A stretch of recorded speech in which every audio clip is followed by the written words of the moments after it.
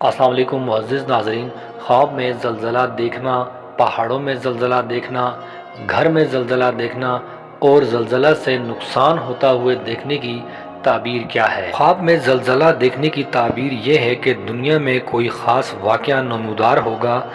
اگر کسی نے خواب میں دیکھا کہ پہاڑوں میں زلزلہ ہو گیا تو اس کی تعبیر علماء کے حق میں بری ہوگی، اور اگر کسی نے یہ دیکھا کہ خود اس کی ذات میں زلزلہ پڑ گیا تو اس کی تعبیر یہ ہے کہ اس میں کسی قسم کی بھلائی نہیں ہے، اور اگر کسی نے یہ دیکھا کہ اس کے گھر میں زلزلہ ہوا ہے تو اس کی تعبیر یہ ہے کہ اس گھر میں زناکاری ہوگی، اور اگر یہ دیکھا کہ اس کے گھر کا کچھ حصہ گر گیا تو یہ گرنا موت کی دلیل ہے۔ باقی اللہ بہتر جانتا ہے اور غیب کا علم صرف اللہ کے پاس ہے۔